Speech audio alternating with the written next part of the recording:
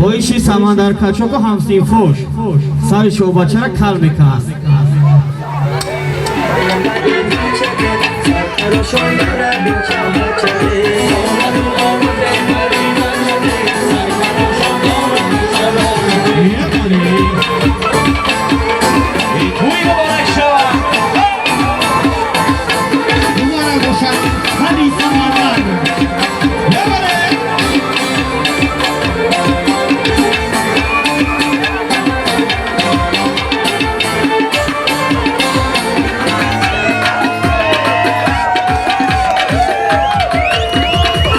شرکت شفافرما داروهایی را پیشنهاد میکند که برای بیماری‌های درونی و بیرونی انسان دوا بخشند. از قبیل فشار بلندی، گای مرید، بیماری‌های معده، روده، گرده، جگر، عضوهای هاضمه، درد گلو، راه نفس و غیره. اینچنین اگر شما بیماری‌های پوست دارید به مانند پسریاس، سفیدشوی پوست، داغ‌های سیاه، پس داروهای شفافرما به شما کمک میرسانند. غیر از این اگر شما مشکل‌های اورولوژی و گینکولوژی داشته باشید، پس به شرکت شفافرما مراجعت نمایید و اینچنین مشورت طبی بگیرید. همچنین برای زیاد کردن ریش و موی سر، با قوت کردن مردانگی، داروهایی را با نمود کپسول و روغنی که بساطها در دوا دارند پیشنهاد می‌نمایند. برده رسانیدن به همه شهرهای روسیه در مدت 4-5 ساعت. اینچنین شرکت شفافرما خدمت رسانی حجامه را در حدود شهر مسکو نیز براه مانده است که شما می‌توانید از آن استفاده برید. رقم‌ها برای تماس در روی اکران.